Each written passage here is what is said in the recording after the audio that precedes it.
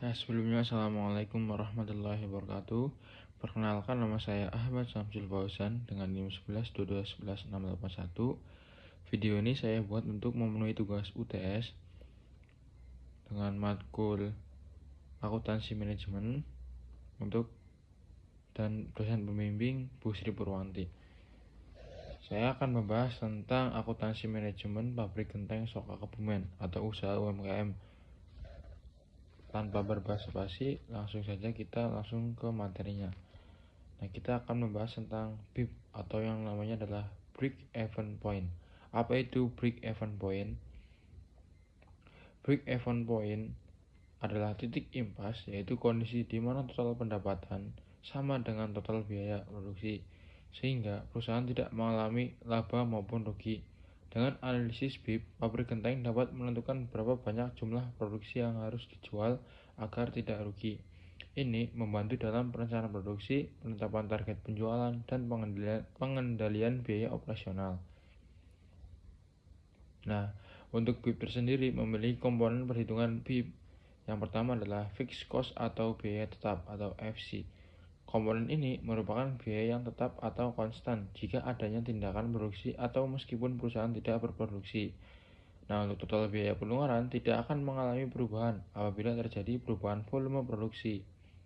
Biaya tetap secara total akan selalu konstan sampai tingkat kapasitas penuh.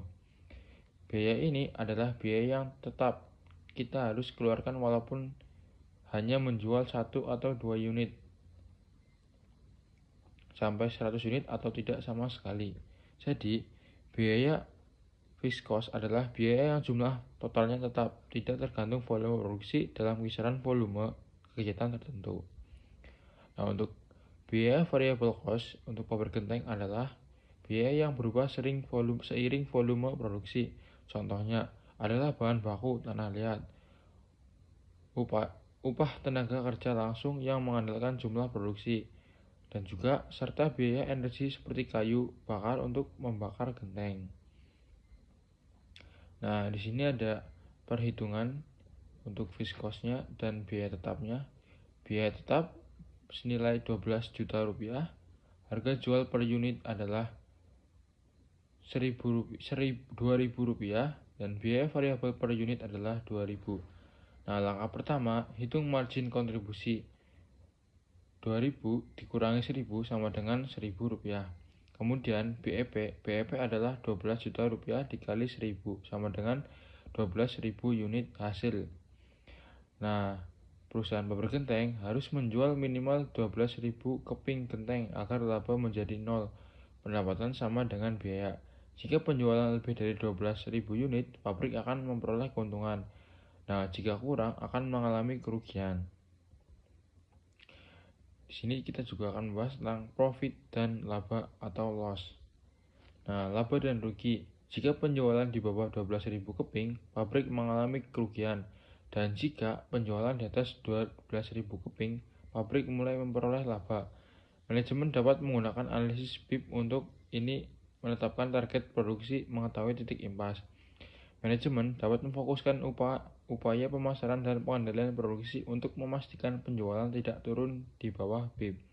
Selain itu, analis ini juga berguna untuk membuat keputusan investasi dan perencanaan kapasitas produksi.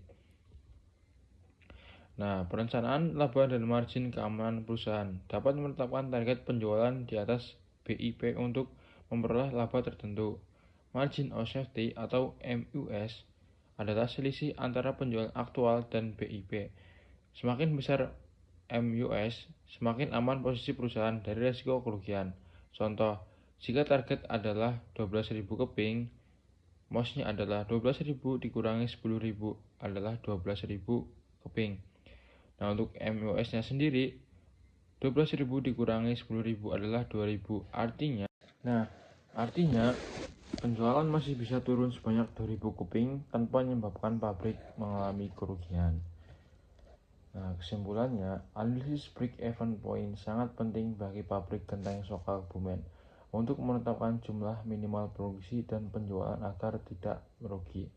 Dengan biaya tetap 12 juta per bulan dan biaya variabel 2.000 per keping genteng serta harga jual 1.000, maka BIP adalah 12.000 keping genteng per bulan. Manajemen harus menjaga penjualan di atas angka ini dan secara berkelanjutan mengelola biaya serta strategi harga untuk menjaga keinginan usaha dan meraih keuntungan optimal. Mungkin sekian yang dapat saya sampaikan, kurang lebihnya mohon maaf. Wassalamualaikum warahmatullahi wabarakatuh.